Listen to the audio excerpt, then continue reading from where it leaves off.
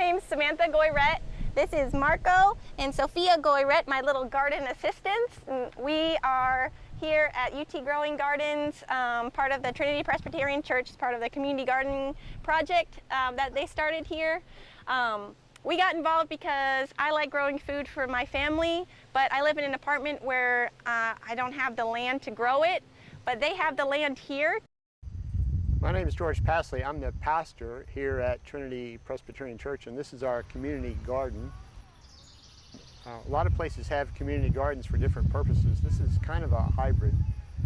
It's a good way to use some of our extra space to produce a little extra food to share, but we also do it as we have plots that individual people can garden if they don't have a place at their home to do it. And it's a place where gardeners can come together and kind of share their experiences and expertise. I grew up on a little farm, and my dad was a gardener for his whole life, and even his last year he was saying, well, like every year I have to learn something new in the garden. Sometimes it's a purposeful experiment, and sometimes it's just you have a particular problem that year that you have to learn how to deal with. So gardening is really a learning experience, and the more people that come together to do it, it's great. And then a special component of this garden is it's a place where children who live in sometimes apartments or even dormitory type situations or little small rented house that don't know anything about where their food comes from, they can get their hands in the dirt and plant seeds and watch plants grow and pick the beans and tomatoes, and so they get a gardening experience. So we started this children's garden about 3 years ago when she was 1, because I realized that it's really important to teach kids where their food comes from. And it's also important to get out in nature and get dirty and don't be scared of worms. Actually look at them and investigate them. You can learn a lot of things from gardening, not just how to grow things, but what is the importance of dirt and water and sun and what kind of bugs are in the dirt, and how cool is that? How cool is a roly-poly? And just, looking at everything and enjoying nature's gifts that has been provided for us. Another thing that really motivated me to get this children's garden started was that there really aren't any children's gardens in the area. And throughout our county, throughout Weakley County, but also the state of Tennessee, and not only that, but throughout the country, we're seeing children who have health problems because they're overweight or obese. And a lot of that has to do with their diet and how they eat. So if we could get kids back to the earth and to learn how how things grow, like French fries actually come from a potato that is harvested from under the earth, and carrots also grow under the earth, but they have these crazy long leaves. And garlic, what's a crazy garlic plant look like? And where do onions come from? And how do tomatoes grow? And just getting kids back in touch.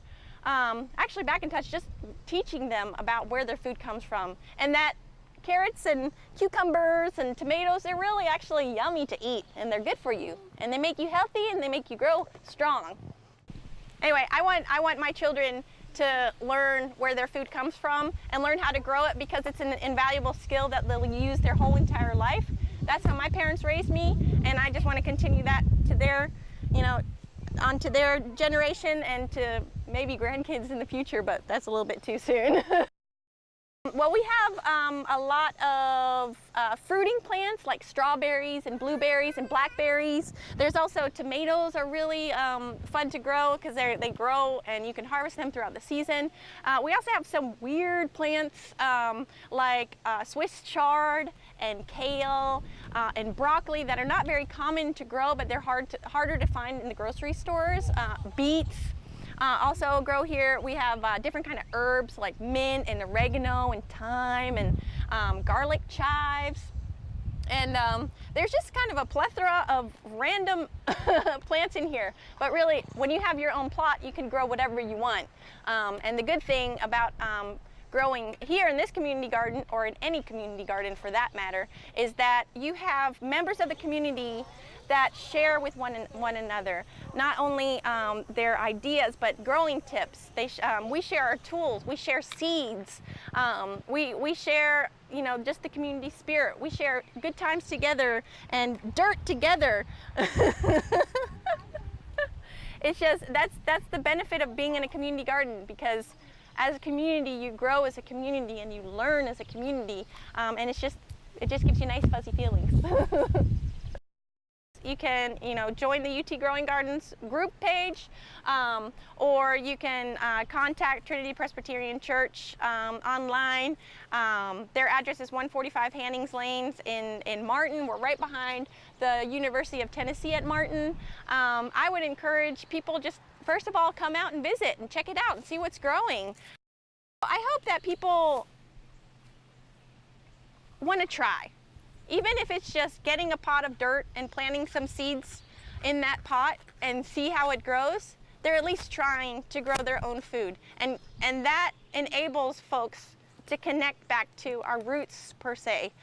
This area is known for its fertile ground. It's known for its farming. There is an amazing amount of food that we can grow as individuals, as families, as a community. And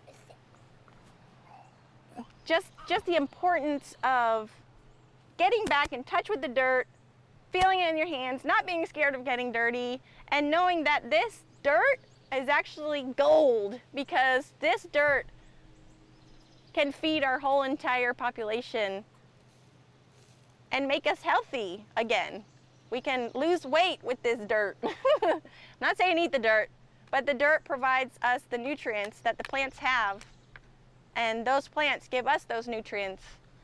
And the nutrients that we take into our system, we can feed the world.